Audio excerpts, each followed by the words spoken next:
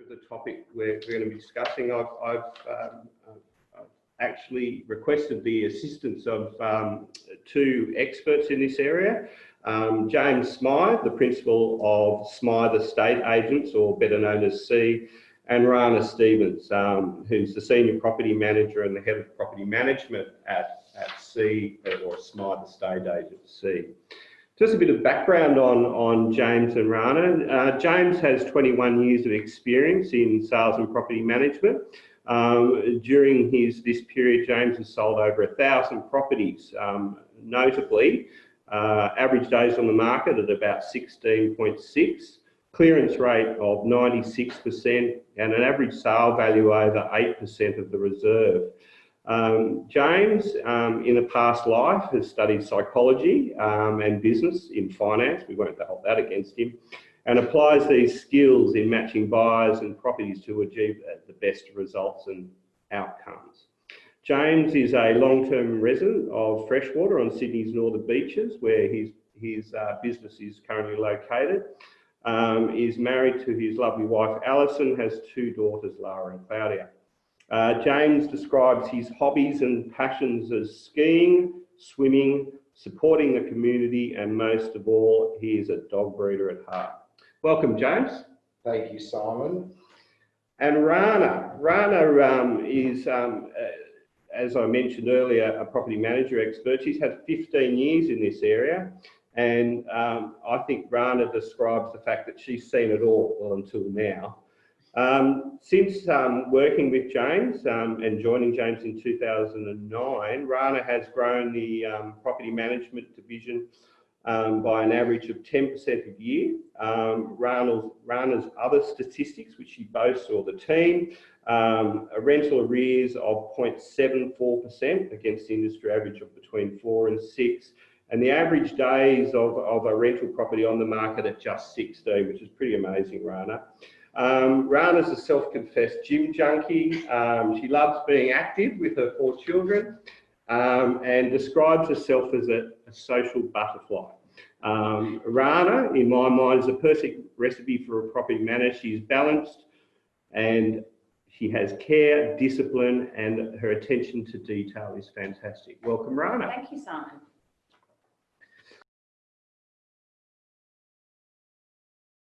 Now, before we jump into that, I thought we'd learn a bit about the Smyth Estate Agents business, or C, as it's commonly known. And I'd like to ask you, James, to just give us a bit of background on Smyth. Sure. I'll try and keep it really short because I'd love to be in a position to sell us more, but effectively, I grew up in the Northern Beaches, large family, studied, and then basically I was a financial trader. So that was my first chosen career path. And then having bought properties very young, kind of found out one day that was quite a good thing, loved property, so did my folks, and decided to change careers completely. Took 6 months off around 99, 2000, and then basically leapt into being a real estate agent. Within 7 days of doing it, I knew I was born to do it, and so very passionate about it, and like helping people get from A to B. But effectively, after working with a number of franchises early on in my career and seeing all the hidden fees and things like that, I knew I could do it a whole lot better, a whole lot more transparent, and a lot more honest than my competitors in the franchises. Therefore, after many, many long 24-hour days, working day and working night, I founded Smyth Estate Agents in June 25, 2007. It was a huge risk, but one that's paid back over and over. And when did you actually move from Smyth Estate Agents to C? Or is that just your logo? Well, it's funny, and kind of was that ideas moment where I looked at all our competitors and they all had their mnemonics, their individual symbols. And I did actually commence originally as a cadet with LJ Hooker, Leslie J. Hooker, LJ Hooker, the 3 letters, And I looked at it and went, gosh, how am I going to do this? And then it just dawned upon me, we're by the sea, and I'm very lucky to have been born with a surname beginning with an S. Smyth Estate Agents, we're by the sea, and that's what we do. We sell property by the seashore. Oh, that's so great. it was a really great fit. Great. And with your business, you've sort of got you into the selling and the buying, the leasing, the renting. Have you got a specialty, or is it you just cover anything to do with real estate? For myself, I pride myself as director of sales, so I love sales. But effectively, we cover all ranges of property, and I needed to build up effectively a little bit of a flow to a bank balance, which took about 2.5 years before then opening up another division, which is our property management division. Because again, knowing how well we can do it and how disciplined and procedural we are, we knew we could do it better than the others. And probably that's now about half your business, is that right? In terms of management? It's now matching. Sales does match fairly well. Equally, they're both competitive businesses, so to speak, within the one. But it's just been grown beautifully. No, that's great. And Freshwater's your home, and that's obviously a place where you like and you support the community. I see all over surf boats and surfboards and all sorts of things around the beaches. I learnt a long time ago, probably through my parents, that community is everything, and that, you know, I see no reason they've looked after me for me to look after them. Okay. All right, now the landlords. Now, the way I've read all this and the way I've heard today and through discussions with you guys pre this meeting is, what about the damn landlord? Because it seems to be it's all about the tenant, and there's not so much, you know, allowance for the landlord. No. Or is that what you're saying? Yeah, there's nothing. Yes, there is the land tax holiday. That's if you pay land tax. If you don't pay land tax, there is no benefit, yeah, for a landlord at all there. No way that they can say, look, I'm going to get something here through the tax, so I'll be able to pass that on to you. So there's no, there's just nothing for them to be able to fall back onto. Okay. So from that point of view, there's no assistance to the landlord other than what we're seeing on the land tax, and it's only a short holiday, and you've rightly noted, only if you do pay land tax. So really, it's only will allow the landlord to do certain things if they're really gone themselves. Is that the way you see it? Yeah, that's right. Unless you can, you know, pass it down, the landlord is really taking the fall. Okay, so I'm a landlord. I've lost my job. Yep. I can't afford to pay my mortgage, and I've had a hardship claim from a tenant. I really, what am I selling? Well, this is the other thing. It's been pushing landlords into potentially selling. Right, so we are seeing this, well, we will see it. That's going to end up having to happen if a landlord can't afford to pay their mortgage. The activity on that action is light, but it is conversational at present. Okay. It's how long the current climate and environment we're currently in will last, will be the end determination of the increase of sale. Yeah, I got you. And look, if I'm a landlord, I might have gone to my bank and asked for a holiday, because that's what the banks are supposed to be doing.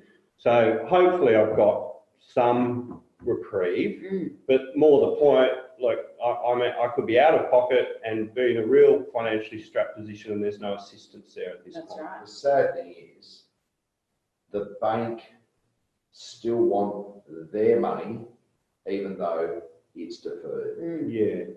Okay, and you're talking much larger dollar proportions. So I know the holiday, the deferment for a tenant obviously will affect them, but it's on a considerably, potentially smaller basis.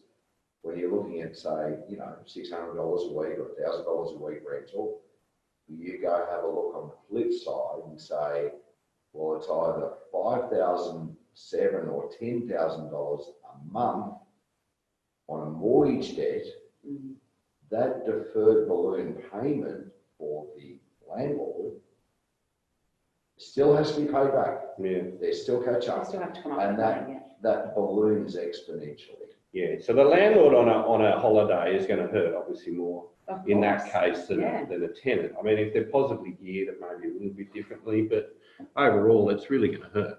Yeah. Yeah. Now, I note in here you've got a couple that you can, as a landlord, if I'm on hardship, I can actually break the lease and potentially sell. Well, yes, you can apply to the tribunal for a landlord hardship, which was never the case before, and you know there's no precedent set on that yet, but I'm sure we will start to see it, whether they can then go and move in or they can sell or whatever the case is. So we really have to wait to see what NCAT start doing, but it is there. Okay, so this is going to be case by case. Correct. New breaking ground. Yeah. Yeah. Okay. Interesting. We'll watch this space. Yeah, if you that's, like. yeah, for sure. And we're saying watch this space, but look, the funny thing is that I think we're going to get some announcements today that means this space could actually start to look better anyway. Correct. But Let's hope so. let's hope so. Right. Yeah. I just want to really touch on quickly, because I know it's not your area of expertise, guys, but just from the people out there on commercial leasing, we've been through the residential leasing a lot today. So for everyone, my spin on it is exactly, it mirrors this. The commercial leasing and negotiation process and the obligations are virtually the same as we've talked. We've got to prove that we've got a reduction due to a loss of income. We've got to prove that our business is either JobKeeper or we are job seeker. And once we've proven that loss, we can then go and act and negotiate in good faith with our landlord. In the commercial space, your forms that you guys get from the REI New South Wales are much the same as I'm seeing on the commercial. They're not governed under REI New South Wales, but it's going to be the same thing. And there's a little bit more there in terms of the way that you can negotiate. So rather than like residential leasing, you can in fact show, if you can prove that you're under hardship or you're an affected tenant, then the landlord must show a minimum of 50% in rent waiver, which is interesting. And that's going back to this insurance thing, right? Now, I'm assuming, and guys, I know you're not experts, but I'm assuming that's because in the commercial space, we give discounts when you walk in, we give fit-out exemptions. So it's not quite the same in the fluidity of its movements, yeah? It's not, and you're talking generally slightly bigger terms, bigger sums. Commercial leasing is for longer duration periods. Typically 1 year commercial lease, that's quite rare. Yeah. You're talking 2x2, 3x3, 5x5, 10x10. Yeah. So you're talking a fairly concise, different set of terms. Yeah, yeah. And I'm reading that exactly what you're saying, James. If I'm a commercial landlord, knowing I want a long lease because that gives me security of tenure, and if I lose a tenant in a commercial space, the cost is massive, well, a lot more significant than on the residential side. Your vacancy during this time period and potential of, what the media are creating for the economy's future would be more detrimental. Yeah. I mean, it's just interesting, isn't it? Like, from my point of view and reading the commercial side, it's all about trying to keep the tenant. Like, if I'm a landlord in a commercial space, I want my tenant to stay because I don't want the downtime. I don't want the new tenant discount and fit out exemptions and all this other stuff that goes with a new lease, right? Where you go back to your residential, you're out 16 days, you're back in because that's your average turnaround time. Yeah, okay. So really, guys out there, it's the commercial. There's a little bit of nuances around the negotiations that I've outlined in those points, but generally speaking, prove the hardship, negotiate and do it in good faith. And yes, there will be forms and documentation to do exactly like on the residential leasing space. Is that fair? Yes. Yeah, great.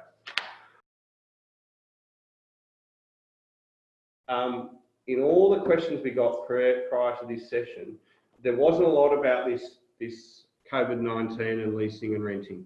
It was all about the future. What's the residential housing market going to do for both buyers or owners, the landlords, and tenants? Now, I've noted a couple of points there. I don't know if you want to talk around it, but more particularly, I'm trying to get a feel for what the process is looking like, because you guys have no doubt had to adapt and sort of say, well, you can't have an open house. Here's your virtual tour or whatever it is. Good luck. The clearance rates and what you're seeing. What the stock, are you getting any properties up for sale? We've just mentioned that we could see a glut of landlords coming because they can't meet their leases. And any other things that you think are affecting the market now and over the next 6 to 12 months, James? Sure. So I'm very thankful you believe that I am the oracle. So thank you very much. No, I'm not the oracle. I'd like to believe that, you know, the duration in our chosen careers does give us better foresight.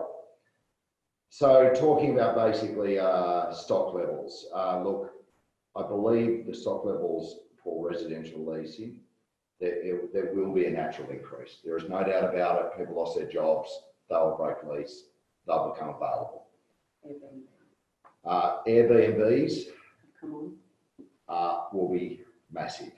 Okay, so those who do Airbnb, obviously, that will be heavily reduced, and they have to consider going for long-term residential leases.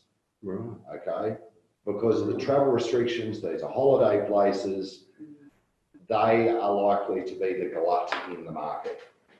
Okay, so they might have to go, not get there $200-300 a night.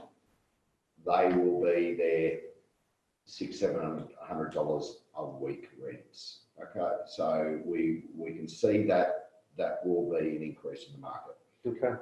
With regards to sellers, buyers and sellers, it's been very interesting. We've had wonderful time to actually address that in our office. We called 1,400 buyers who are on our database. We had 14,500 on our database, and we thought it was an apt time to clean that all out because we had the time. We found a lot of people, they want to go sit on their hands as buyers because of their environment. We found that there were still very dedicated and hungry buyers out there, quite driven because they've sold. But right now, sellers have been more a wait and see attitude, a wait and see where this goes. What is really happening is that the market has been great. For the short supply that has come on, we've gone over and above on every outcome. It's actually been rather encouraging. Is that because of the lack of stock, you think? Lack of stock, people who have already sold are very aggressive buyers, but at the same time, what an opportunity with the lowest historical interest rates being offered. We're seeing a lot of people want to renegotiate their own terms to owner occupiers and go fixed. We can't advise you on those products, but these are clients telling us what their intentions are doing. But the funny thing is that what we've found is that every buyer that has approached us with an interest in a sale property, they have every tick box qualification. They are the most highly qualified buyers we've ever seen. They have sold, no restrictions, no conditions, bank approved, ready to go. Transactions have actually become a little easier. And why do you think that is? Those buyers are singled out. There's no more tie kickers or time wasters. There's no more neighbours just walking past the home who want to see it. Because of the restrictions we've had in place, meaning one-on-one entry, we're dealing with real people with real money who really want to transact. So you're really just dealing with motivated actual buyers rather than people thinking about it. As good and qualified and transparent as possible. It's streamlining, but the process has taken longer. So, for example, it took me an hour and 15 minutes to show 3 couples a property. Wow. Whereas if I do a normal open for inspection 30-minute session, I can have 60 people through. Right. But all 60 people are not buyers. Yeah. So the process is more sharp, more efficient, but the duration is longer.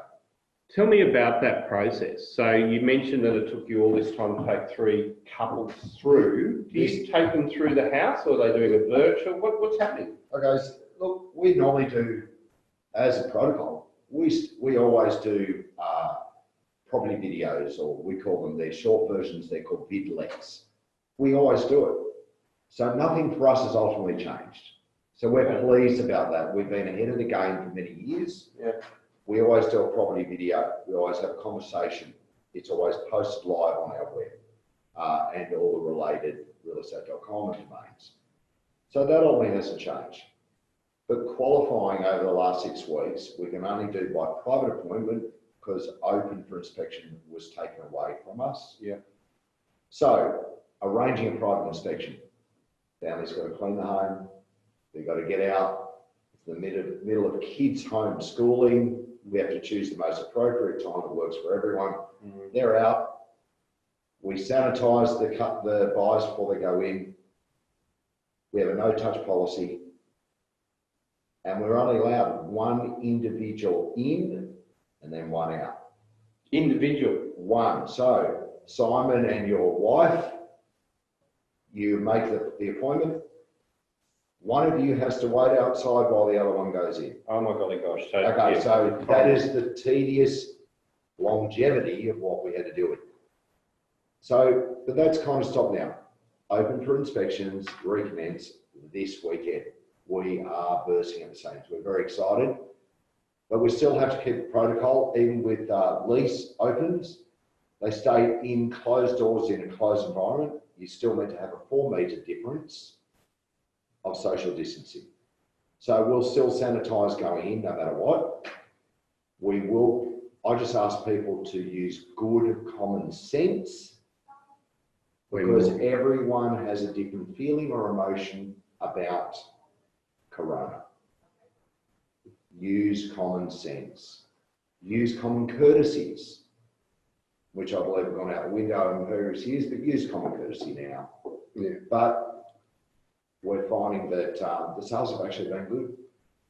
Yeah, look, I'm going to quarantine that a fraction, and I'm playing devil's advocate. The beaches, it to me, and I've got a relationship with the beaches, as you well know, northern beaches, that is. I think it's one of those areas that is still being discovered, if you like. So we've got that demand, which is probably your area of expertise in a way. The other thing that was interesting from what you said, we've got a bit of a shortage of stock. So let's think 6 months down the track. Do you think we're going to see those stock levels rise and therefore prices drop? What's your feeling on? I know Nostradamus. You've got your ball out. My arbitrary, the oracle opinion is that the way I see the next 6 months running is if those are wanting to take advantage of good solid buyers, and there is a lot of media speculation about basically 1, the not very nice word recession. Number 2, 20 to 30% price drops. Well, I don't see those reductions. I don't see it. If you imagine a $3 million home losing $900,000, I just can't see it. I'm sorry, I don't agree with it. That's my opinion. But what I do see is that as restrictions become easier or less, which it looks like it's commencing and we can see the light at the end of the tunnel, avid sellers, they will sell, they've got their own motivations for whatever reason, but I do think they will be fulfilled with the right buyers, the good pricing. But my advice is, have a good negotiator. Get an experienced negotiator who's been in every up and down market. You can't be using a junior. You can't be using someone who's potentially been only in the game for 3 to 6 years or a little bit more. So the way I see the market going is every spring, summer, there is a natural increase of sellers' property. That will still occur. It's traditional and it's what people do. But once this happens, I think that there will be a glut or a higher volume property come on, and with more competition, buyers will simply put have more choice. It's supply and demand. Yeah. So the weight will change. Now, if there are a few forced sellers, if there are, or more motivated sellers, what you will find is that the stock levels will build up. The first onslaught of buyers taking advantage of the low interest rates, they will eventually be fulfilled. Then it's your every other day buyer. Now, currently we are seeing a few buyers out there, naturally, like Rana's mentioned with tenancies. They think it's a fire sale. It's not the case. You have to be a very strong-minded, strong-willed agent to get that message across quickly. So there is no sign of price drops, decreases at this point in time. The market will evolve the way it will evolve. I think the market actually will be doing very, very well up into the centre point of September through to November. But I do think stock will build up at that point and then probably flatten and level. Okay. So, and it also, I dare say, and again, we're probably reading into it a little bit and without the knowledge, is you're going to get community or areas, maybe outside of Sydney or fringe areas in towns that may be quite impacted, that will be the outliers that pull the market general statistics down, but overall, in that area, you think the Sydney area is pretty strong. Look, the same rules apply. I always use my own rule, which is if you're a buyer of investment or where you live, I mean, you always hope, you know, you're buying the best street or the worst house in the best street, or, you know, I always like to use the term, I hope you always buy in what's called a money belt. And what I mean by that is access to transport, where people want to live, they want to be happy to live there. They want villages, shops, accessibility, they want schools, they want, you know, nice, clean, good areas as a general purpose, general rule. That's what everyone generally wants. So if you tick that money belt, it's going to be the same whether it's good markets or bad markets. There are areas or markets in Sydney or Melbourne or Victoria or wherever it is that you know, may be more reliant on low income areas. It will have the same effect no matter what. Yeah, okay. So the key is the money belt from what you've just said. Money belts you think will maintain, they may be a bit of an adjustment. We're seeing interest rates at an all-time low, so arguably I should be getting a return on my property anyway that's going to be over or commensurate with that low interest rate environment. So I'm not too concerned if it's not growing at a rate of knots. I'm not going to be in a great motivation I'm not going to be in a great hurry to sell unless I've got serious financial concerns because of the cost. So overall, lower interest rates, yes, a bit more stock, but given we might just see it just flatten out a bit, but not doing anything spectacular is the way you see it. Is not that fair? initially spectacular, but because really I think we need to see the economy reopen effectively. Yeah. We need to see you know, retail come into its format and go and everyone get back out, enjoy life and carry on. Beauty, beauty. Well, look, I don't find myself necessarily a real estate agent. What I actually really love and passionate doing is actually being a property educator. I am, and Rana is, the midpoint between tenant and landlord, and I'm the midpoint between buyer and seller. We're educators. That's what we do. And we facilitate two parties getting together.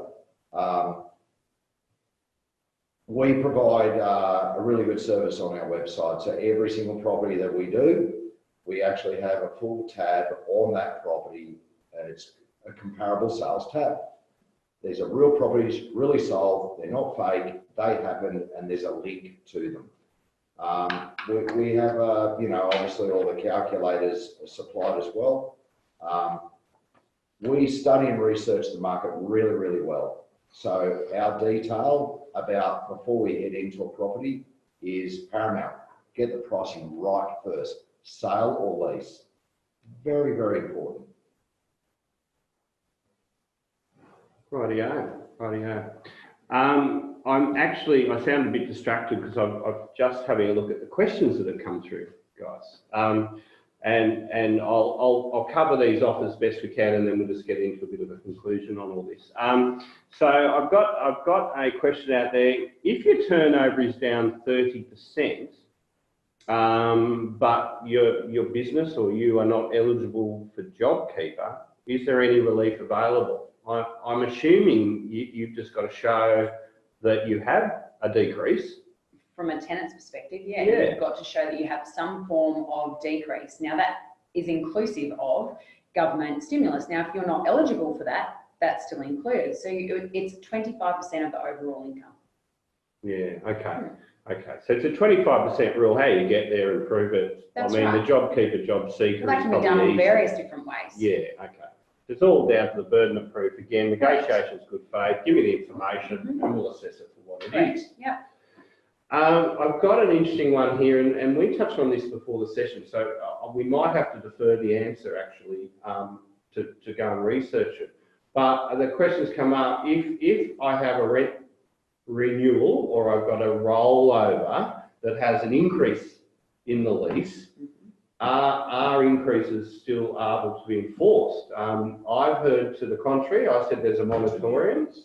Yeah, no, I understand. I haven't read anything about that. However, in the current market, I don't think a rent increase is actually warranted.